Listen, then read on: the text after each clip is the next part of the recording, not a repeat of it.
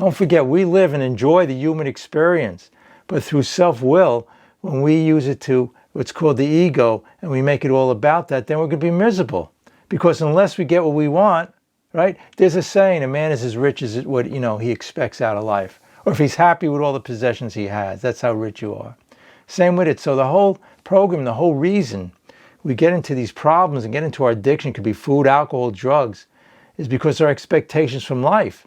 And then we look for something outside of ourselves, just like we were doing, because the things, the money, even if we get all the success we expected, all the money and all the grandeur, whatever it was, we get disappointed because it's never satisfying. It never fills the hole. The drugs don't, the alcohol doesn't, the food definitely doesn't. So we have a solution here. We'd be so happy all the time because most of our misery is due to the egocentric self-thinking we were brought up, look, can't blame ourselves.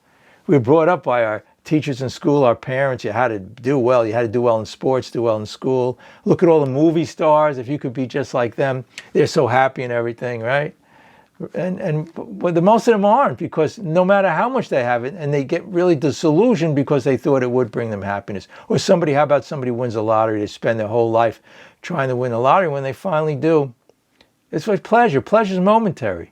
Our addiction to food, alcohol, or drugs, same thing. We're looking for that momentary pleasure. And we don't realize we're foregoing the real beauty and joy that's within us. The 12-step program brings us out of our addictions because it brings us to the realization that we want true things, God-centered bliss and joy. The others are temporary, and also the other stuff, the momentary pleasure. On the other side, look at food, for instance. It causes all that devastation, illness. In our country, 3/4 of the people have these illnesses and overweight and obese because of the ego. The ego says, I got a great idea, I'll eat all of these foods. But in this country, the food industry and all these advertisements on TV makes us realize that that's the answer. They make those songs and the colors of the food. You go in the supermarket. They even have scientists and experts figuring out all day long with billions of dollars to put chemicals in there that also go into the brain and stimulate the dopamine, things like that. If you liked the video so far, press the like and subscribe button. Because to get that humility and the only way we could do it is through letting go. Again, every time I try through self-will, again, that's the ego. So we're trying to get rid of the ego through the ego, so to speak. And with all our addictions, and I always talk about the food with the diet, we're trying to control it through the self and our intellect, and we can't. The only way in all the issues of life is to let go. When we let go, we intuitively know. I mean, if we're talking about food, it's one thing. If we're talking our relationships at work, at home with our loved ones or people around us or the clerk in the store, it's all about intuitively knowing. Because when we're out of the self and we're out of we have the humility, then we can conquer everything. Humility is strength.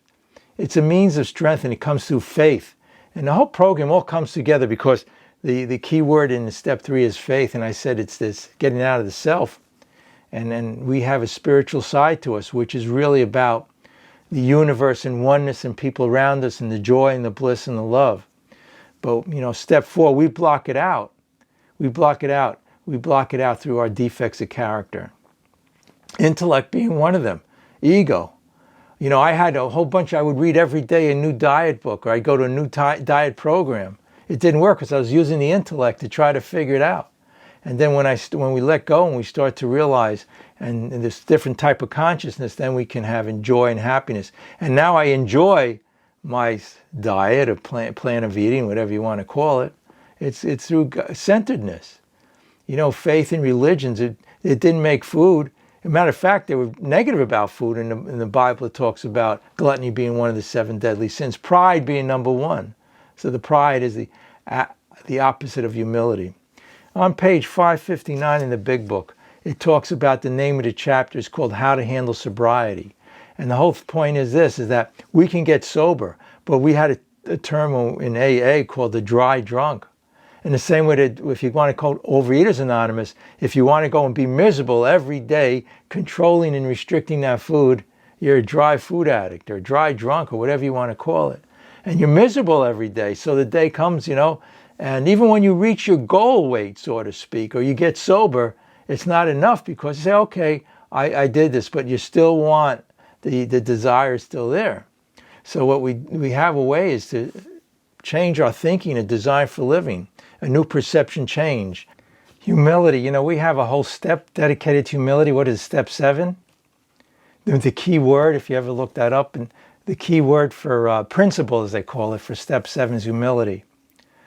The basis of our whole program really, to me, talks about humility. In the very beginning of the big book, when in Bill's story, on page 2, he talks about wanting to be when he came back from the war, he was a war hero, and then he wanted to be a great financial analyst on Wall Street.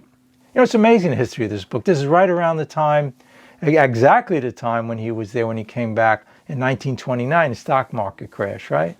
So here he goes. And then on the next page, if you look on the bottom, he talks about he decided to take up golfing, and he wanted to be better than Walter Hagen, who was a famous golfer at the time. And where did this end up with Bill? It ended up his realizations and his dreams that he wanted didn't come true. So he got very frustrated, had these high expectations of life, right? So he wasn't being very humble, and then he ended up into his addictions. And it talks about it's on page 8, he felt quicksand all around him. He was in the bitter morass of self-pity. Again, the more expectations we have, there's an expression, the more resentment we have towards life and towards people. So the whole program, to me, talks about that. Doesn't step 3 say, get out of bondage of self? In step 3, when you do the 3rd step prayer and give it over to a higher consciousness. If you liked the video so far, press the like and subscribe button. And the topic's humility. That's the key word of step 7. What's interesting? Step 6 says have the willingness. That's the principle of step 6, to have the humility. What's interesting in the book, on page 76, it devotes just 2 small paragraphs to 6 and 7. Before it talks about 5, but on page, just 2 small paragraphs, then it goes on to 8 and 9. So we always say, and it says right here, this is a simple program. It's simple but not easy. So here we go, only 2 paragraphs to the most important part. People go to 6 and 7, okay, I have the willingness and humility. But they sometimes in the OA 12, and the Overeaters Anonymous 12 and 12, and the AA 12 and 12, they talk about separating the men from the boys. And that's come through, it's called being reborn. Again, before the 3rd step prayer, on page 63, it talks about being reborn. It's interesting, on page 559, again, how to handle sobriety so we're not a dry drunk or whatever. It says, if we go to the 2nd paragraph, we are taught to differentiate between our wants, which are never satisfied. That's just what we're saying. All these things we want, and then we get them, which never satisfied anyway, and our needs, which are always provided for. We cast off the burdens of the past, anxieties of the future, and begin to live in the present one day at a time. So we're always planning the past, regretting the future, but we have the eternal present. And the way, again, is through humility. The ego wants to control things. They have, more about alcoholism, you have the stories about, was it Fred, Jim, right? The man of 30, the jaywalker. And in all of those, they use the word I wanted to achieve this, I wanted to go. They all had that egocentric, that if they could only control and do well in life, that's where the happiness was, and they're chasing it, like, so to speak, like a carrot on a stick. You're running around, and it never satisfies. So we are granted serenity to accepted things we cannot change. Of course, it's a serenity prayer. And thus lose our quickness to anger and our sensitivity to criticism. That's so beautiful, that last sentence, because when we're upset, most of the time, it's for our anger and criticizing towards, feel criticized, it's our relationship with people. Think about when you're miserable during the day. But where does that come? I had a lot of difficulty with people, and one person years ago said to me, Bob, you got a big ego. And I said, how do I have a big ego? These people are putting me down, and I'm upset about it. He said, no, it's your ego that's making you miserable. So we get humility. We can accept, we have in this book, The Sick Man Prayer. Oh, another great one I just wanted to reference is page 552. And I have it, this is a beauty of it. I have a phrase I put right here that I'm reading. It says, we wish for the success of others. Can you imagine that? If everybody around you, part of our misery is being so competitive. If you see somebody doing well and you wish for their success really sincerely and hope they do well. So, Page 52 says that, 552, it says, we'll just read a few lines of it. It says, if you have a resentment you want to be free of, if you will pray for the person or thing you resent, you will be free. So the whole thing, why we do everything, why we would take drugs, alcohol, why we eat all this food is to be free. You know, the name of that chapter, if you look at the page before, is Freedom from Bondage. You know, so I always say this. I went to a meditation center, and the guru, the guy up there leading a meditation, says you could walk out of the prison right now. You realize we're in the prison of the mind. We're being miserable and upset at times because of the ego, the self, saying I need it, or we get resentful, angry. It's all due again to the ego and the self. So humility is an amazing word, and we heard the description of it when the meeting started. It just says getting out of self, not thinking much of the self. We came from dust, we're going to dust. You know, all this is all related to again, the reason we're in this program, we're here today, is to feel the joy and get the enjoyment out of life and not having to go to our addictions. If you'll ask in prayer for everything you want for yourself to be given to them, you'll be free. Ask for their health, their prosperity, their happiness, you'll be free. Do it every day for 2 weeks. And it goes on to say, you know, hey, it talks about 2 weeks and don't your resentment. How many of you had resentments for a year, 2 years, 10 years, 20, 30 years, right? And where did it get you? You have to ask yourself, how is that working out for you? I love the phrase, taking the poison and hoping the other person will die. And so in the book here, it has all of this information and references to the whole, to me, it speaks about the whole program.